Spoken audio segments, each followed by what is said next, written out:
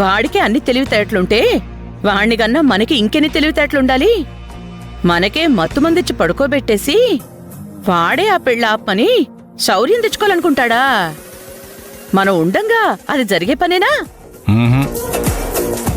ఇప్పుడు ఎలాగూ వాడు ఐస్ క్రీం తిని ఆ మత్తులో పడుకుని ఉంటానని వాడు డిసైడ్ అయి ఉంటాడు. ఆ రాఘవ్కి ఫోన్ చేసి ఆ పెళ్ళ ఆపడానికి వాడు చెయ్యాల్సిన ప్రయత్నాలన్నీ చేస్తాడు. అందుకే ఇంట్లో జామర్లను కూడా సెట్ చేయించాను. ఇప్పుడు వాడు ఎవ్వరికైనా ఫోన్ చేసి హెల్ప్ తీసుకోవాలన్నా కుదరదు. అమ్మయ్యా, వాడు వాడి ఫ్రెండు ఆ గదిలోంచి బయటికి రాలేరు. ఇక్కడుండి మనం చేసేదే ఉంది. వెళ్ళి మన గెస్ట్ హౌస్ లో ఉందాం. గెస్ట్ హౌస్ కెందుకు? ఇక్కడే ఉందాం. ఇక్కడున్న దగ్గర నుంచి వాడరిచి గోల చేస్తుండడం, బ్రతిమాలుతుండడం చేస్తూ ఉంటే ఏ బలహీన క్షణంలోనైనా మనం మెత్తపడచ్చు.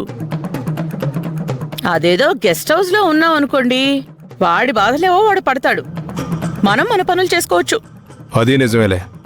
అవతల ఆ పెళ్లి జరగబోతుంది కాబట్టి ఖచ్చితంగా అరిచి గోలగోల చేస్తాడు. మనం గెస్ట్ హౌస్ కి వెళ్ళిపోయి రేపు పెళ్లికి కూడా వెళ్దాం.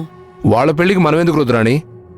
పెళ్లి గురించి కాదండి, వీడక్కడ రాకుండా చూసుకోవడానికి. గదిలో పెట్టి తాళం వేశాం కదా, ఇంకెలా వస్తాడు? ఏమో, ఒకవేళ వీడు ఎలాగోలా తప్పించుకుని అక్కడికే వచ్చాడనుకోండి, ఏదో విధంగా అడ్డం పడి మనం వాడిని ఆపుకోవచ్చు. వాడిక్కడే ఉన్నాడు కదా అని మనం గెస్ట్ హౌస్ లో ఉండిపోతే మనకి తెలియకుండా ఏదైనా జరగచ్చు. అందువలన పెళ్లికి వెళ్ళి కూర్చున్నావంటే మన కళ్ళ ముందే మనకడ్డుగా ఉన్న శౌర్య పెళ్లి జరగడం కూడా చూడొచ్చు. అడ్డుపడ్డానికి వీడొస్తే వీడి సంగతి కూడా చూడొచ్చు. పిలవని పెళ్లికి వెళ్ళడం అంత బాగుండదేమో. ఎందుకు పిలవలేదు? పెళ్లి కూతురు తరపున పిలుపందింది, పెళ్లి కొడుకు తరపున పిలుపందింది. రాఘవ్ ఫోన్ చేశాడు కదా, నీ కొడుకుని రానివ్వద్దు, కావాలంటే మీరు రావచ్చు అని. ఆవిడేమో మనం వస్తే బాగుండు అంది. ఇరువైపుల నుంచి పిలుపొచ్చినప్పుడు వెళ్ళకపోతే ఏం బాగుంటుంది చెప్పండి? వెళ్దాం. సరే అయితే త్వరగా ఇక్కడి నుంచి బయలుదేరదాం. పదండి.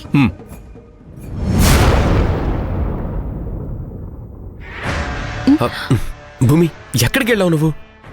అది మాధవ్, అది ఏంటి భూమి, ఎందుకంత కంగారు పడుతున్నావు? మాధవ్, నీకొక విషయం చెప్పాలి. ఏంటి? శౌర్యకి ఈ పెళ్లి ఇష్టం లేదు. తెలుసు. నేను ఇంత కంగారు పడుతూ చెప్తుంటే నిదానంగా తెలుసు అంటావేంటి మాధవ్? అదేమైనా కొత్త విషయమా భూమి? మొదటి నుంచి మనకి తెలిసిందే కదా, ఆ సిద్ధార్థని ప్రేమించింది, అతన్నే పెళ్లి చేసుకోవాలని ఆశపడింది. కాదని మనమే అరవింద్ని పెళ్లి చేసుకునేలా ఒప్పించాం.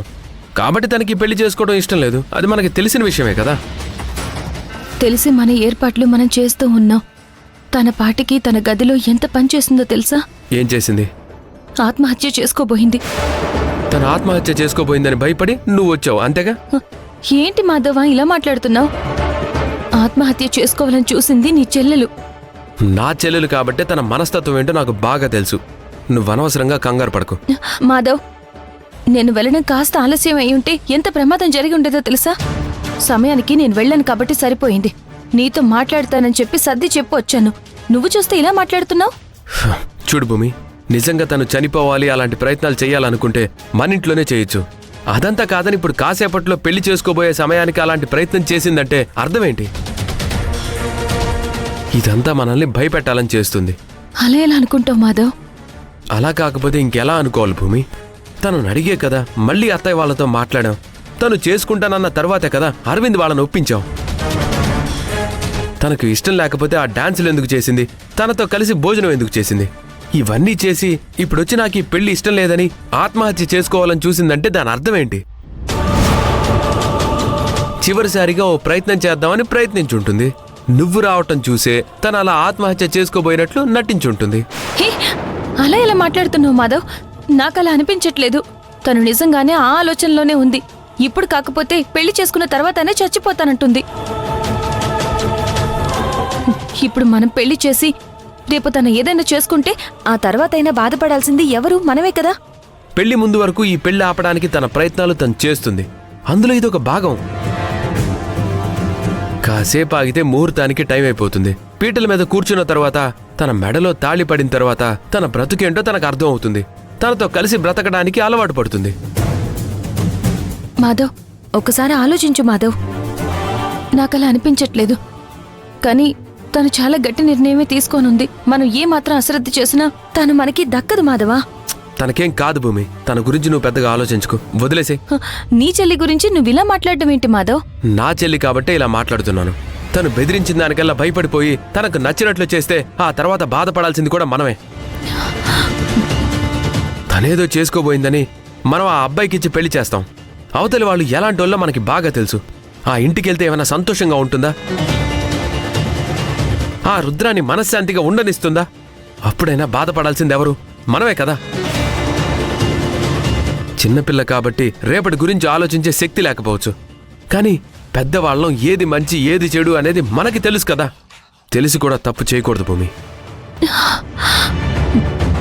చిన్నప్పటి నుంచి తనకు కావాల్సింది దక్కించుకోవడానికి మమ్మల్ని భయపెట్టడం తనకి బాగా అలవాటు. ఏడిస్తే ఏమైనా చేస్తామని ఏడుస్తుంది. ఇప్పుడు కొంచెం పెద్దదైంది కాబట్టి చేస్తానంటే తనకు నచ్చిన సంబంధం చేస్తారని అలా బెదిరిస్తుంది. అలా బెదిరింపులకు భయపడితే తన భవిష్యత్తే నాశనం అవుతుంది. నువ్వు తనకేదో సర్ది చెప్పాలని చూస్తే ఇలా బెదిరిస్తూనే ఉంటుంది. నువ్వేం పట్టించుకోవద్దు. రేపు పెళ్లి అరవింద్తోనే జరగాలి, జరుగుతుంది. ఈలోపు తను ఏదో చేసుకోబోతుంది అంటున్నావే, అలాంటిదేమీ జరగదు. నాకు తెలుసు, వదిలేసే. రా. ఈ క్షణం మీరు నా చావును ఆపుండొచ్చు. ఇక్కడ కుదరకపోయినా రేపు ఆ ఇంట్లో ఎవ్వరూ ఆపలేరు. ఆ ఇంటికి వెళ్ళకపోయినా చచ్చిపోతాను. భూమి, చెప్తున్నాను కదా, రా వెళ్దాం.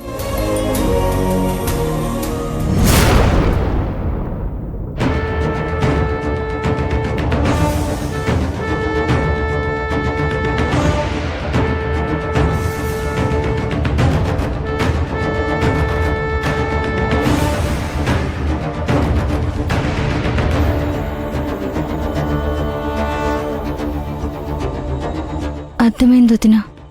ఏంటో వదినా, అన్న ఒప్పుకోలేదు కదూ? అలా ఏం లేదు శౌర్య. వదినా, నీకు అబద్ధం చెప్పడం చేత కాదు.